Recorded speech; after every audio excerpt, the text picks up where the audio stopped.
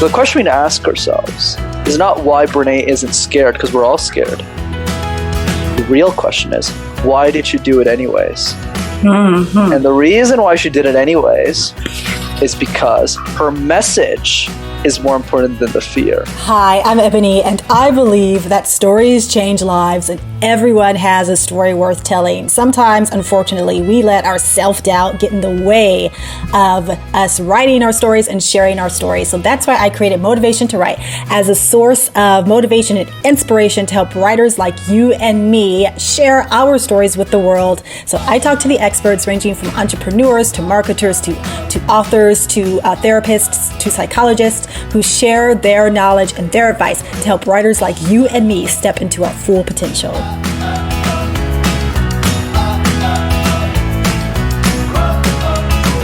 Hello, welcome. Today I have Brenden Kumarasamy, also known as Brenden from Master Talk, as a guest today. So let's learn a little bit more about Brenden. Brenden Kumarasamy is a communication expert and the founder of Master Talk, a public speaking coaching service. Brenden understands an audience should walk away captivated and inspired. He also believes the art of communication is essential to all aspects of our day-to-day lives. Mastering this art, he says, should be seen as something to look forward to rather than a burden that must be overcome.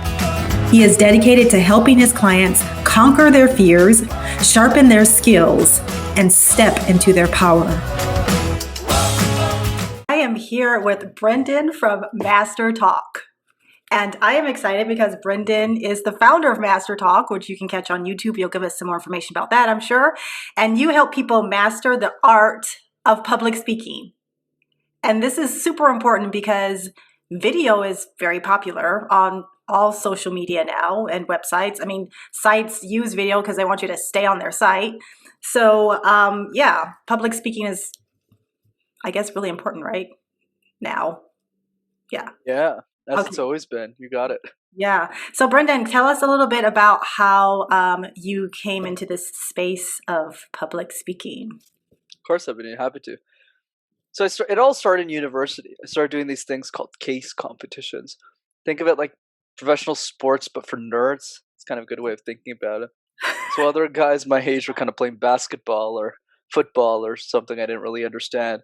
I applied the same competitive spirit they had, but in presentations. Mm-hmm. So for 3 years, I presented hundreds of times, coached dozens of people on communication.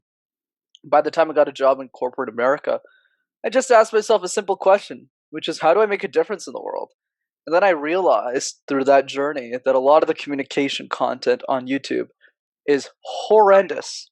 You know, you hear advice like, oh, you should be yourself, Ebony. You should get up on stage. Anyways, a bunch of nonsense. So I started making videos in my mother's basement. One thing led to another, and the rest is history.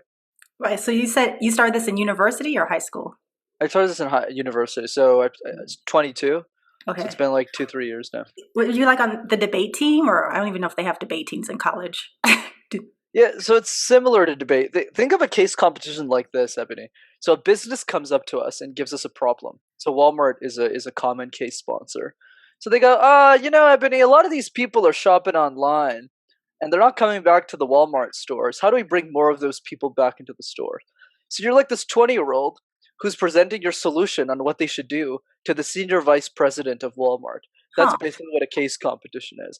The reason these things happen is so that the companies can recruit the top executives, the next talent, into their companies. And that's why I competed initially, but then I got unhealthy. I developed an unhealthy obsession with it. Let's put it that way. Okay, right. And so in making your case, you're doing this verbally. It's not written. That's correct. Okay. I'll give you a little inside look because I love the curiosity. Yeah. So let's say an average 20, 22-year-old team presenting to Walmart, they would sound something like this. Hi, everyone. My name's Brenden. This is Ebony. And today we're going to go through, what we think Walmart should do. And then, so Ebony, you go ahead and start presenting. So this is regular classroom present. But the teams I used to coach, right, that would go on to world championships of these kinds of things, literally. Their presentation would start something like this. Ever since I was a kid, I loved Walmart. The groceries, the Mm. pencil cases, the school supplies, the electronics.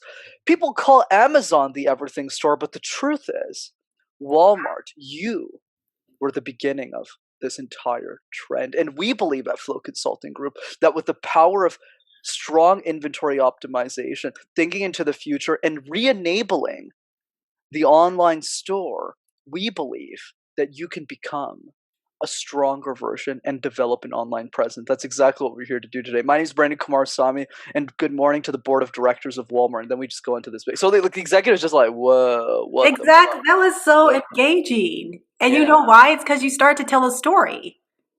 You start to tell a exactly. story of your experience with Walmart and how Walmart, the story of how they can grow into something bigger than what they are now. I Like love I said, I had an unhealthy obsession with chasing. So like think of it like it's kind of like Michael Jordan, but just nobody gives a shit about me. It's kind of a good analogy in the that. sense of like you see MJ on the court for basketball, but behind the scenes he's like yelling and like making sure every detail is correct. I'm in a similar way. So you see one of the students who's presenting like a god or a goddess, and the judge is just like, "How is this person 20 years old?" But in the back end, it's like, "No, not like this, Ebony. Like change this. No, you have to say this." And I'm like tweaking everything, so that it comes out like that. Oh my gosh, that's fabulous. I love that. And you know what I was thinking? So I studied rhetoric in graduate school, and they have there's something called the five canons of rhetoric that we always teach. Like there's invention, which is coming up with ideas to talk about, and then there's arrangement or organizing those ideas, and then there's style, like using all kinds of rhetorical devices to really make your piece pop, and then the last two are memorization, and the last one is delivery. And we don't really do those. Like we don't really teach those in school, like how to memorize what you wrote and then how to deliver it in front of an audience. But that's a really important art today. And especially if you are a blogger or a podcaster or you want any type of career as an influencer, I suppose, right? So I was wondering if you could maybe talk to us a little bit about why public speaking matters today. Absolutely. I think a way of thinking about this, Ebony, is just from a wider spectrum here. Communication has always been relevant and is more important today than it ever was. And the reason is because communication has very little to do with presentations or Mm, presenting on camera or doing all these things, but rather every interaction you have in your life. yeah. The tough conversation you have with your family members, the dinner conversations you have with your friends you haven't seen in a long time, the way that you talk to the pizza delivery guy, every interaction you have with every human being that you'll ever encounter is communication. Yeah. So the question I always start this conversation off with is the following. Whether you want to be a keynoter or you just want to have a better life, is how would the world change if you were an exceptional communicator? Uh-huh. You are Yeah. a top 1% communicator in the world. How would the world be different? Mm, that's interesting. And I'm glad that you actually have that on your YouTube. Or I don't know if it was on your YouTube or it was on one of your sites where you said that you help people master the art of public speaking and communication. I don't think I mentioned communication. But yeah, communication is huge. And when you're talking about communication, you're really talking about like verbal face-to-face communication. Is that versus writing? Oh, definitely. Communication is all forms, and I'm sure you Yeah. know that of all people. Yeah. But the way that I see it, definitely my specialization is definitely the verbal side. I'm Yeah. okay at the writing side too. I mean, I script all my videos word for word, but yeah, definitely. I think the way I see it, to make it simple for people, think of communication like mastering one at a time until you master it all. What does that mean? As you master each vertical of communication, conversations, discussions, presentations, written format, you actually get better at other forms all at the same time. It's this whole idea of one ship rises, all boats rise. That weird analogy that I clearly don't know. It's the same kind of same thing, right? Same analogy in the sense of as you become a better conversationalist, you get better as a podcast guest. As you get better as a podcast guest, you become a better writer, etc. And it creates this multiplier effect. Okay. So then let's talk about this. So when you're communicating with anyone, how important is it to understand or know who it is you're talking to? Like, how important is it to understand your audience in relation to your delivering your message to them? Right. So there's two parts to that. One is conversation that you mentioned. The other one is presentation. So there's two angles. Let's start with presentation. That's easier. Presentation is simple. All you need to do is have dinner conversations with the people who you speak to and understand how they interpret your ideas. So I'll give you an example with me. When I started Master Talk, I had a lot of insecurity. And I was this 22-year-old kid speaking to people double my age and telling them how to speak. It was really bizarre. Yeah. But what really made the difference for me was when a 6-year-old came up to me once and said, probably the best question I've ever been asked, which was, "What's a CEO?" And when she asked me that, I said, "Good point." And the reason she's right is because I used to add a lot of jargon into my presentation, even if CEO is not that big of a jargon. But it was a smaller question to a bigger mistake I was making, to cover up for my insecurities. I would just gloat about all my clients. Oh, this is the CEO I coached last week. This is right. But what I realized from that 6-year-old is, if you're valuable, if you add value, if you know what you're talking about, no one's going to discredit you. Right. That's what I learned from that. And then I got a lot more relaxed, though I still like my suits on the YouTube channel. But other than that, I've been thinking of public speaking from a more simplistic approach. How do I get a 5-year-old and a 50-year-old to both enjoy my content just as much? And I hope I've been able to achieve that with the YouTube channel by keeping that entertaining feel. So that's one side. Most podcasters, most YouTubers, most content creators, most people who have ideas worth sharing don't talk enough to the people that they want to share them to. And I think that's crazy. Right? I always ask that same thing. Ebony, how many people, not to pick on you, let's pick John. John, how you got a podcast? How many people are listening to your podcast? He goes, 50. And I go, perfect, John. How many of those 50 people do you actually know? He goes, 2. Right. Yeah. 2. I was like, so you want to grow to 500. You'd only know 2 of the 50. How does that make sense? Right. That's presentation. Right. Conversation, I actually take a very different angle there, because a lot of people have social anxiety when they talk to folks and they don't really know how to interact with folks. So I keep things really simple, and it has very little to do with communication. The frame in which we approach conversations is wrong. Our frame sounds something like this. Oh, I got to go to this event. I got to meet all these people. I hope everyone likes me. I really want to be liked. So I got to get business cards and all that nonsense. What they don't understand, what most people don't get, is the following. Let's play this out. Let's say you meet somebody new every couple of days. Give or take, every year you'll meet 100 people. You'll probably meet more because you seem more extroverted than most people. But, the average folk, less than 100. Mm-hmm. And let's say we live for 50 more years. Pretty sure we'll live much longer than that. Let's add another 50 to our life. Okay. If you do the math, I don't want to make this complicated for people, but that's 5,000 people. Mm-hmm. So basically, the question you want to ask yourself when you're having conversations, building relationships with people that are meaningful and authentic to you, the question you should ask yourself is never, how do I get everyone or the person I'm interacting with to like me? But rather saying, who do I want those 5,000 people to be? And when you look at it from that lens, you're going to look at the cocktail that you're at, and you're going to ask a very different question, which is, not that I'm a bad communicator, but rather saying, what the hell am I doing at this cocktail? If I like talking to folks with kooky glasses, I should go to a kooky glasses convention and talk to those people. They're wacky like me, right? That's the point. Same thing with art. We just vibe. It just works. Sometimes when I'm on a show, it doesn't work. Right. I'm just like, hey, how's it going? She's like, that. Hey, yeah. Podcast. Right, so it doesn't work. Right. So so let me just clarify. So when you ask that question, who do I want those 5,000 people to be? You mean, who are those 5,000 people I want to talk to, or who do I want to inspire these 5,000 people to be? Part 2 is definitely important. What you said, who do I want to inspire? That's totally cool. Okay. But what I mean more in terms of building relationship, definitely, who are those 5,000 people, and how do I get in touch with them? And the easiest way to do this, to add more layer to this, one part is auditing your own circle. Who are the people that I like the most? Right. You're easily, and I'm just being honest here, in top 5-10% of the shows I do. It's just really nice talking to you, right? But some people, it's just not the case, right? So then you focus on those people, and then the second part of that analogy or that framework is saying, where do these people hang out? Okay. Yeah. Okay.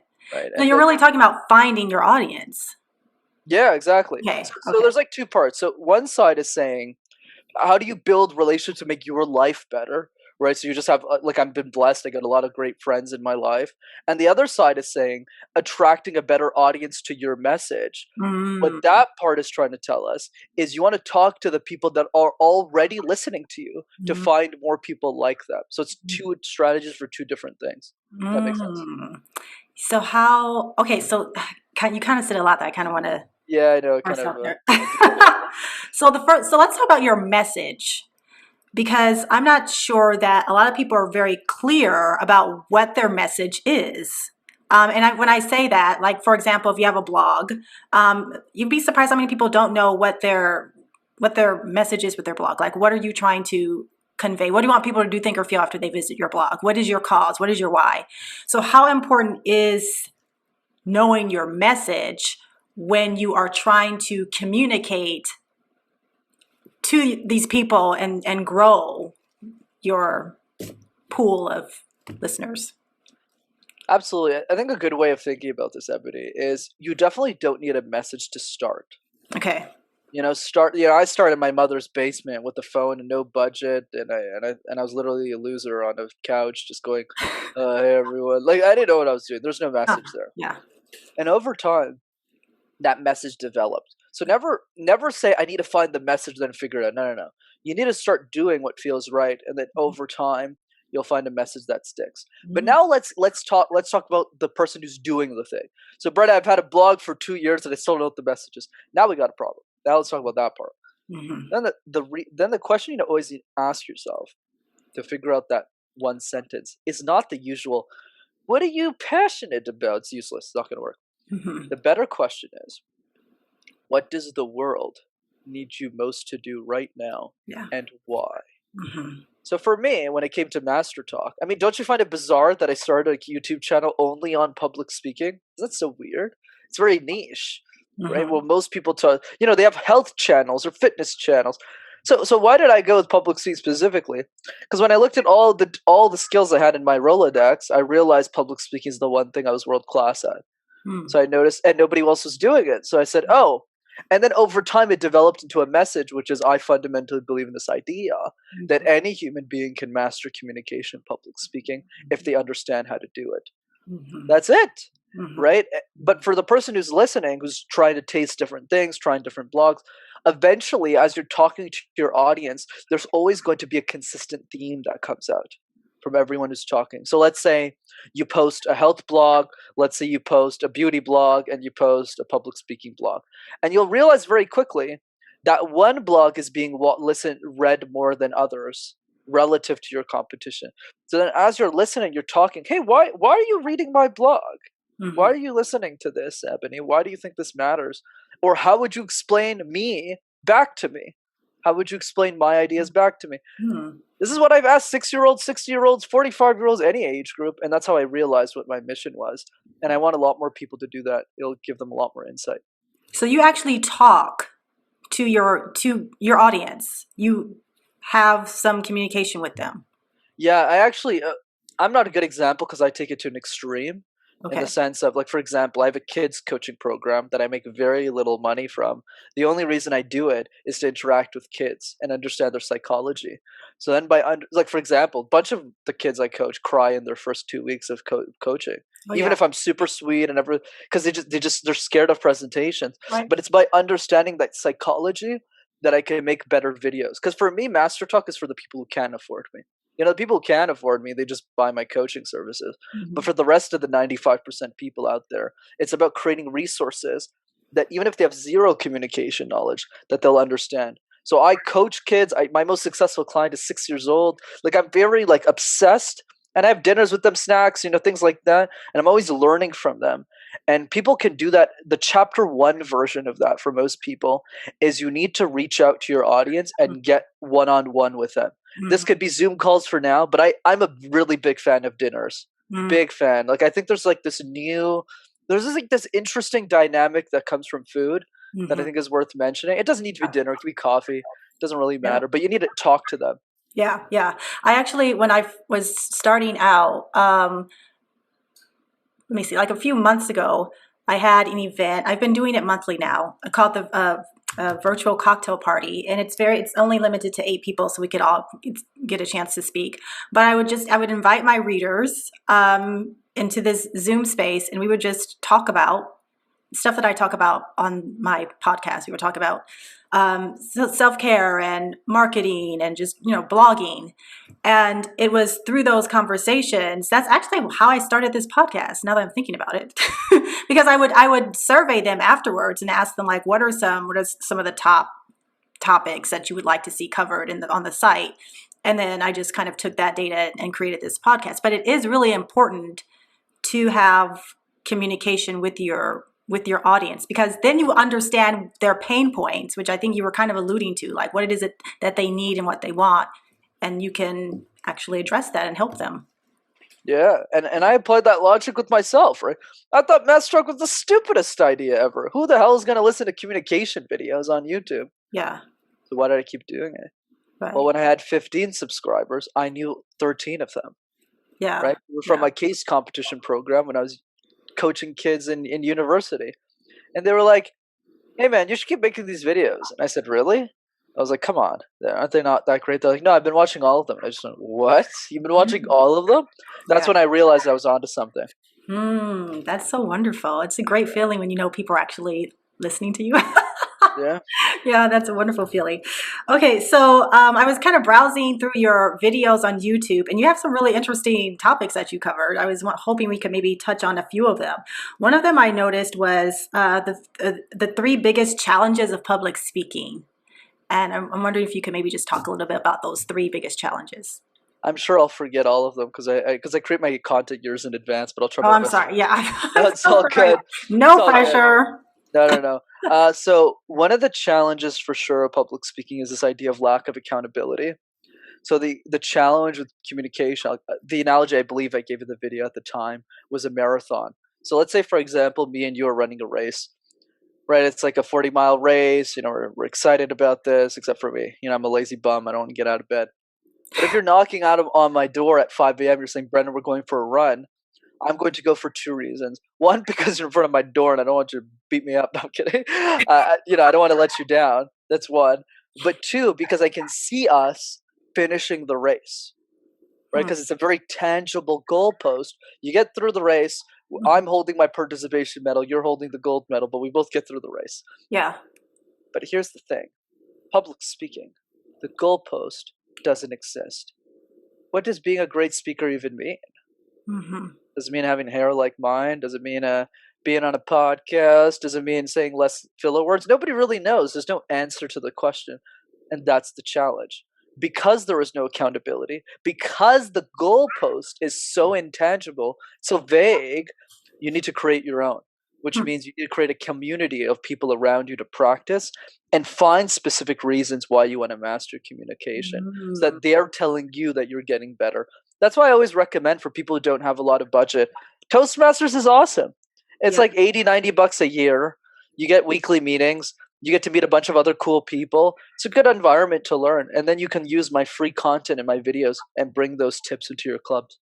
Okay, yeah, I'm glad you mentioned that, because I was going to ask you, what are some, if you have, if you had any advice to give to people who want to try this public speaking, but they're just, very scared. Because I actually I was talking to someone about this a few days ago, and I talked to this with some other guests, that the 2 biggest fears amongst most Americans are death and public speaking. And public speaking is the number 1 fear, and death is the second fear, which I found absolutely fascinating. And I guess because, I'm a teacher, so I'm used to just speaking in front of people. But I can imagine for someone who's not used to that, it's pretty scary. So how does someone maybe kind of dip their toe in the water? And you said Toastmasters, of course, your website. Are there any other strategies people can use? Definitely not my website. Check the YouTube videos. There's the YouTube, okay. Website. Yeah, the website's useless. There's nothing there. But yeah, Toastmasters, absolutely. Yeah. And besides that, what I'd recommend is probably a book. And the book is called Thirst by Scott Harrison. So Scott's the CEO of Charity Water. It's like a nonprofit he started. But what's fascinating about the guy is how he's applied public speaking in his organization. So he probably speaks like, I think the last number I heard was like 150 times a year. Like, it's nuts. And he includes podcast appearances too and all that stuff. But the point is like he promotes his charity like every single time. But the way he morphs the story behind that is very inspiring. So I think we can learn a lot from the way that he optimizes messaging, the way that he thinks about storytelling for his ideas. And it's also inspiring because when you look at a guy like him do that, or somebody like you do it with your podcast, you can start reflecting on how communication plays a role in your life and your ideas, and Yeah. that will really get you excited about what you're doing. Yeah. Yeah. I want to talk about, can we talk a little bit about the fear? Because as I was talking about how people are scared of public speaking, it brought something else to mind. And that's how we're obsessive about what other people are thinking about us. Is that something that you find yourself, because you're a coach, right? Are you a public speaking coach? Yeah. Is that something you find yourself? Sorry, I don't know the official, a master talker. I don't know your official title. It's all good. Okay, I'm sorry. Yes, Doesn't really matter. he is a coach, ladies and gentlemen. So when you're coaching people, is that something that you've addressed quite often, or other people's fears of people's thoughts about them? Oh, 100%. You know, the first thing I always do, this is what I do with the kids as well as the adults, I remove the stigma. You know, every time we talk about public speaking, it's always negative language. Oh, you know, fear, death. I don't know if that shit's even true, but yeah, you know, sure. Yeah, it's a scary thing. And, yeah, you know, and all of the complex terminology to, you know, glossophobia, which is the medical term for the fear of public speaking, and all that nonsense, we get rid of all that. Yeah, that's the first thing. Now that the language is out, how do we think about communication? The framing that we use for public speaking is once again wrong.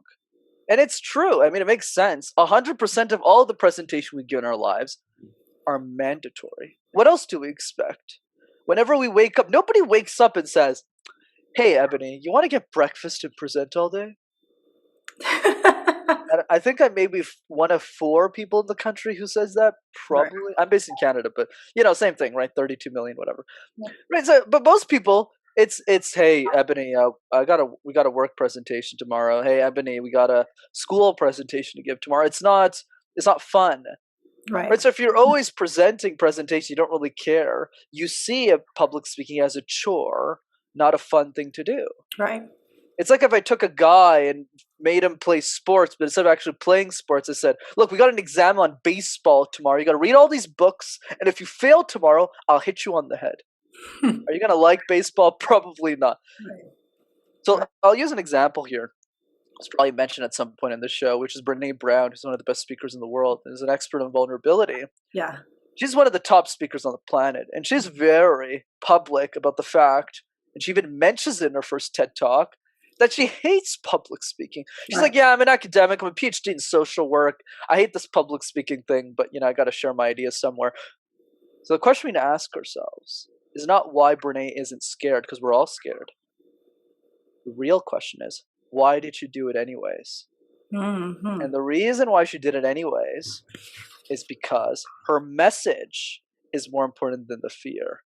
She knows full well that if she does not speak, her ideas will not be shared in a viral fashion. What do I mean by that? The single mother who has 7 kids doesn't have time to read her books, doesn't have time to look at her research papers. So Brene Brown needs to make a choice, and that choice is, do I leave my advice for the rich and wealthy of our society who have time to ponder through my 700-page books and dissect my research papers one annotation at a time, or do I say, I need to simplify this content in a way that anyone can understand it and maybe get impacted by it? She made her choice, I made mine, and now it's time to make yours. That's my take. Okay, yeah, I like that. Yeah, it's not, her message is more important than her fear. Right. Okay, yeah. And I can throw this back to me too, so I can teach what I preach here. Yeah. I had a lot of insecurity. I started a YouTube channel on communication, public speaking. I was 22. I don't even have a bachelor's in communication, whereas most of my competitors have PhDs in the subject. Right. Why did I think I could share anything? Why did I even think that my ideas were worth sharing? Right. Because of the 16-year-old version of me. Right? Julia's 16 years old. She's in high school. She's a great leader, but she doesn't like public speaking. So when she finds YouTube videos on public speaking, what does she look at? She looks at a bunch of old white dudes who are in their 70s, don't know anything about communication. She has nobody to relate to except for me. So if I don't make, because I, for some random reason, I was the youngest speech coach in the world through all of these kind of things. If I don't make the videos, who else will in my age group? Nobody else has this level of expertise as a 24-year-old. That's when I figured out why my ideas mattered. But everyone has that for themselves. They just need to talk to their audience enough to figure out what that is. Right. Yeah. Yeah. Yeah. It's a matter of really just getting out of your own way, right? Because it's not really about you. It's about your message. Yeah, or rather, I just thought of this right now, letting your audience show you the way. Oh, okay. I like that. Letting your audience show you the way. Yeah, Wow. I need to write that down later. I was like, oh, that's good. It's a good one. Remember that. Well, you'll watch this podcast and remember it later on. There you go. Can you talk about some common mistakes that people make when they're doing public speaking? I think this was one of your videos too. Yep, you got it. Once again, I won't have all of them, but I'll definitely Right. mention a couple Yeah. that come to mind. So the biggest mistake by far is that most people don't repeat their presentations. So let's say you got a presentation at work or at school, and this is normal. The second you present it, you dump it, you move on to the next presentation. Right? So how are you supposed to get better at it? You're always rethinking your content. Whereas let's say I was coaching you to make this simple. My advice to you is make a presentation on your own podcast. And the beauty of that is you can use that as promotional material at a local university near your house, at a local community group, at a conference you're speaking at. And the beauty of that is the presentation never changes. So when you start, it's going to sound something like this. Hey guys, my name's Ebony, and yeah, here you go. But then over time, you're going to talk about the story. You're going to be like, I was on a Zoom call with 8 people. Yeah. And then the story starts to develop. Yeah. Yeah. Best Yeah. example I give you is Tony Robbins. Uh-huh. He's been doing the same damn seminar longer than you've been alive, and definitely longer than I have. I believe Yeah. like 40 years now. Yeah. And that's the point I want to drive. Is if we want to get better at sharing our ideas, we need to be willing to repeat it over and over and over again. Because as you know, as well as I do, this is not the first time being asked these questions, right, Ebony? Right. Exactly. That's why I can communicate them well, not Right. because I'm smart. Right. Yeah. Exactly. Yeah. Practice makes perfect. Basically. Yeah. You said something. See, this is why, Brenden, I take lots of notes, but Yeah. to be honest with you, sometimes I'm writing so fast I can't remember my write. I mean, I can't read my writing, and I can't even figure out what I was trying to say. But you said something, and I wrote it down. I can't read it, but I'll figure it out later. Let me just move on to my next question. So you had a very interesting video also about lessons, and of course you don't have to like try to remember everything, but lessons you learned from dance. What is that? Yeah, I'm a bizarre character. Let's set the context first, because I think you'll find it fascinating. Okay. Why do I make these videos? Right, I have videos on dance, karaoke. I made one on the UFC yesterday, martial arts. And I don't even like sports. Why do I do this? The reason is for branding. Okay, what I realize when I talk to my audience is that public speaking information is boring, Ebony. It's okay. Today we're going to talk about the 7 structures of communication. I was like, and they're like dying. Like, this, going back to that single mother with 7 kids, like she's not going to watch this shit, right? So it's more about like, okay, how do I make this as entertaining as possible? Right. So I started doing very bizarre things. I was on a train once. I was sitting on the train. I was like, "Oh, I really like this experience. Oh, I should make like a YouTube video." I just wrote it in an hour. I said, "Oh, that's good," because it's not, it's equally about the journey and the destination. I was like, "Ooh," Yeah. Okay, you know what? I love your creativity. That's another thing. I think that it seems like you can find yourself in a situation and you can find a way to apply it to your message, to your work. And I think, that's something that we overlook. Yeah, you can be sitting in McDonald's and you could overhear a conversation, and that could be great material for your next communication piece or presentation or whatever. So it's always just good to be open to what's happening around you or be aware. Absolutely. What I've found in the last couple of weeks, one lesson I got is that usually the questions that are the most fascinating to you and that aren't fascinating to most people are the ones you should be following. So I'll give you an example. I was having a conversation with a friend the other day, and he was like, with Gen Z and Gen X, I wonder what the next generation is and what their behaviors will be. And I'm just looking at it, I was like, I don't give a shit. But when I was listening to this, I was like, but because you do, you should probably look at this more. In the Right. Yeah. same way, I ask myself questions like, why are people scared of communication and public speaking? What is the relationship between trains and communication, I wonder? Those were like, this is such a stupid question. Why are you asking yourself this shit? Right? Right. It's because I'm just obsessed with that specific niche. I believe everyone has that question set. It's just most people don't open themselves up to that. Yeah, I think that's really important. And you know what? Your questions are what make you unique, or that's part of your uniqueness. Yeah, like Yeah, yeah, no, I was just about to say, like, I can give you like the perfect example. What made you make the decision to wear the glasses in that way? Like, why didn't you just go with a regular frame? right. Are you really asking me, or are you just? Yeah, I'm really asking you. Let's play this out. So your question is, why did I pick these frames? Yes, correct. I picked these frames because they stand out and they're completely different from anything I can find at the doctor's office. I mean, I just wanted something that said she has style. And why is that important to you? It's important to me because I've always felt as though I am a creative person, and I just wanted it to be obvious when people looked at me that I was creative. It's a part of my Exactly. expression. That's awesome. And I want more people to reflect like that.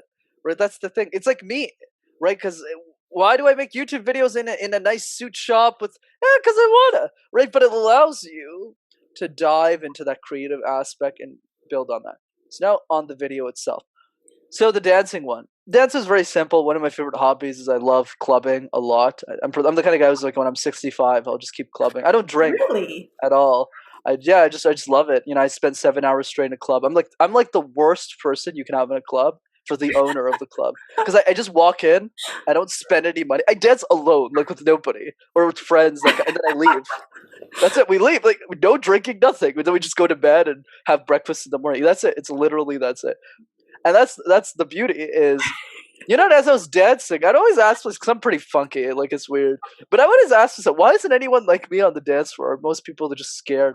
And I started drawing a lot of analogies between dance and public speaking. And one of those analogies, I love you brought it up, is that the confidence that you bring onto the dance floor, you can easily bring onto every area of your life. Because if you shake your booty on like a dance floor, like you don't care about a presentation in front of Right. Yeah. executives. They're Yeah. just like, whatever. Those executives wouldn't do what I do on the dance floor. I'm probably going to present this just fine. Right. Yeah. Yeah. Yeah. That is so true, because you know what? I grew up as a dance, like not professional dancing, but what do you call it? Train dancing. So I did like ballet and tap and Cool. all that stuff. But I wouldn't get on a dance floor because I was like, oh, that's so beneath me. I only do ballet or whatever. That doesn't sound like you though, for some reason. But it was, Brendan. Believe it or not, it was. And it wasn't until I can remember the exact moment I was on a cruise ship in New York, and my friends, there was a dance floor on the ship, and my friends like dragged me out on the dance floor, and I danced, and it was like the most wonderful experience ever. I felt so free, and I walked off that dance floor with a new confidence.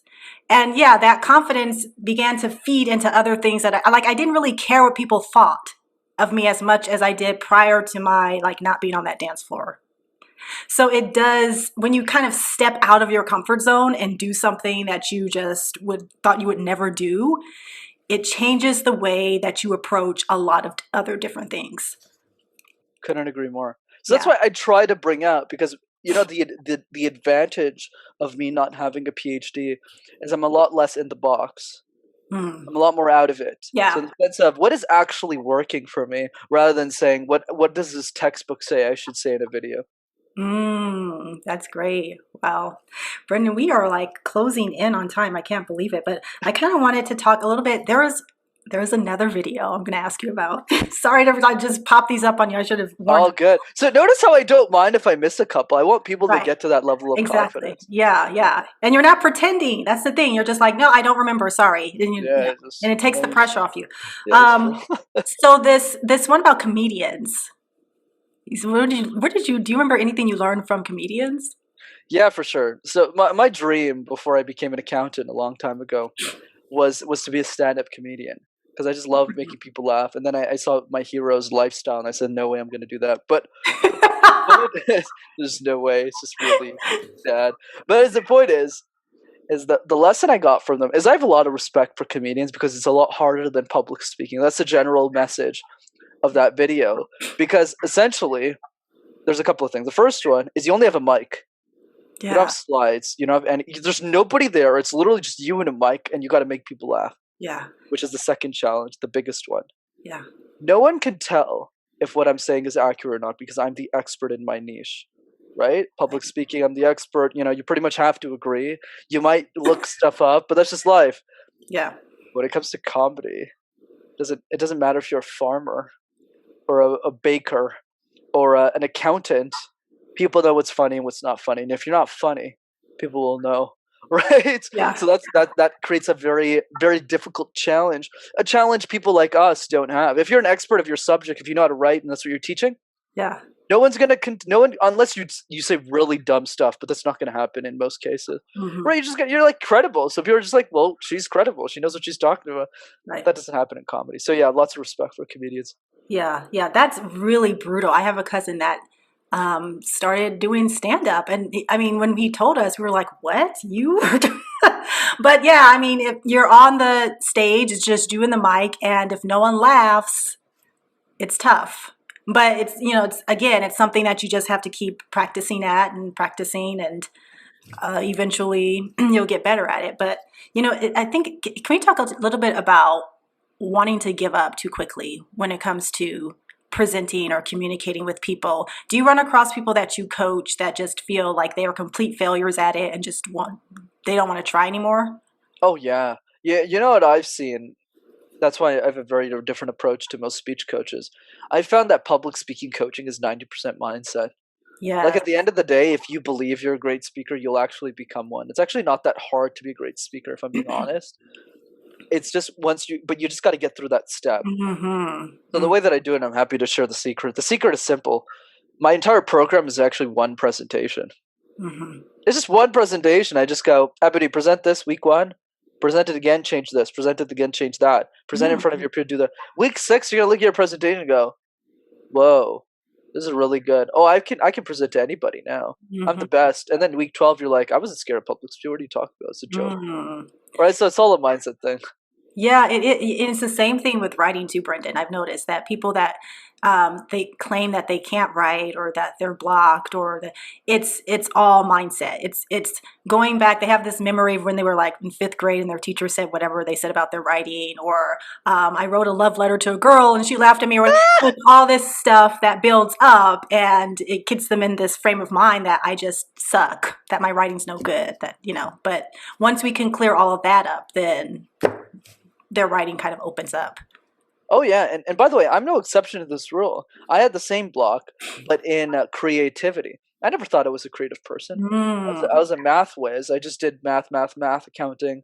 I got a corporate job. Now it's not accounting, but it's just I've been very systems focused, right? I never, but and then when I started the YouTube channel, I realized I was creative. I was like, wait a second, I'm comparing dance to something else. Maybe I am creative, Yeah, right? yes, yes, That's the thing, right? Like everyone's got their mental blocks. I have mine, and I still got a bunch more to go through.